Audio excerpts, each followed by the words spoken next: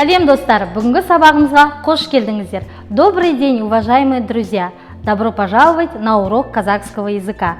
Тема сегодняшнего урока – ырым-тыйымдар, болымды және болымсыз етістік, суеверия, запреты, положительные и отрицательные глаголы.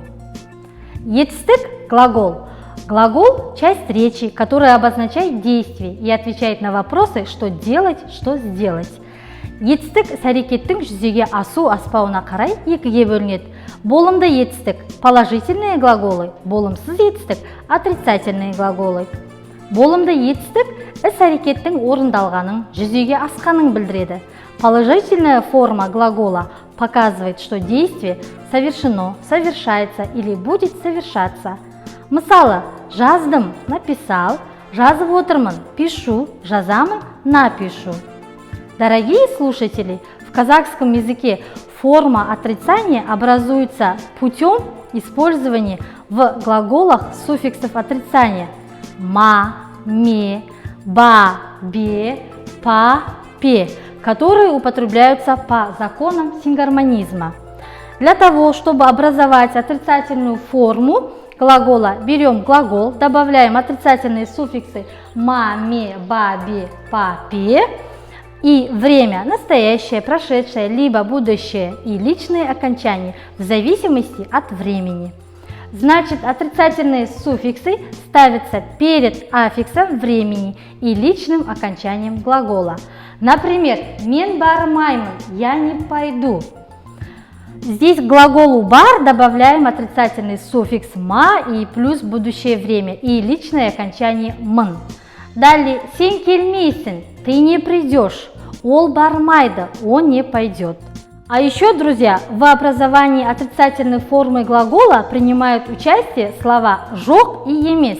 Они, как правило, всегда стоят в конце предложения и принимают личное окончание глагола, а личные окончания присоединяются к отрицательному слову. Между двумя формами имеется различие. Емес имеет значение более категоричного и полного отрицания, чем жоқ. Например, мен дәрігер емеспін, я не врач. Сен дәрігер емессің, ты не врач. Ол дәрігер емес, он не врач. А слово жоқ используется только с одной глагольной формой ган, ген, қан, кен. Мысалы, мен жұмысқа барған жоқпын. Я на работу не ходил. Сіз жұмысқа барған жоқсыз. Вы на работу не ходили. Олар жұмысқа барған жоқ, они на работу не ходили. Отрицательные суффиксы используются для образования отрицательной формы глагола. Правила присоединения данных суффиксов идентичны правилам присоединения вопросительных частиц. Маме присоединяются к основам на гласные и р, л и краткое у. Бабе присоединяются к основам на звонкие согласные, кроме р, л и краткое у. Папе присоединяются к основам на глухие согласные.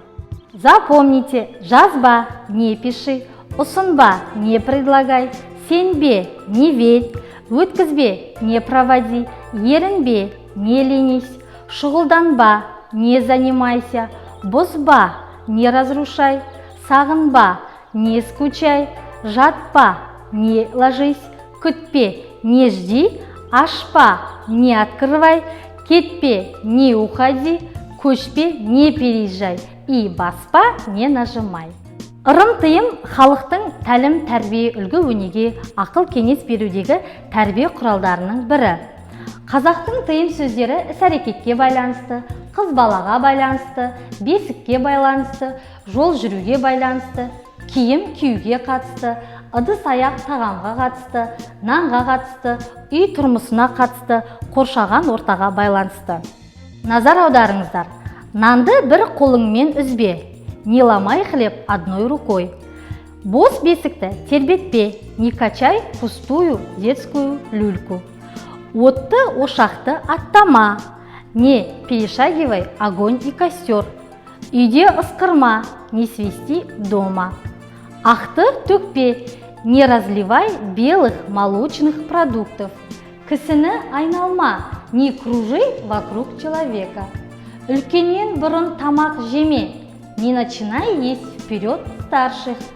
Бала бетіне үрлеме, не дуй в лицо ребенка. Тырнағыңды тістеме, не кусай ногти. Шалбарыңды басына жастама, не ложи брюки под голову. Үхілеме, не охай и не вздыхай. Достар, атақты ойшыл Әбу Насыр әл-Фараби адамға ең бірінші білім емес, тәрбие керек. Тәрбиесіз берілген білім адамзаттың қас жауы, ол келешекте оның өміріне қауіп әкеледі деген екен. Бұл сөздің растығын өмір тәжірибесі талай мәрте дәлелдегені белгілі. Өйткені ұрпаққа үлгілі тәрбие бере алу, қоғамның өзін, елдің тірегін қалыптастыру. И на этом данный урок завершен. Большое спасибо за просмотр. До новых встреч. Сау, саламат болыңыздар.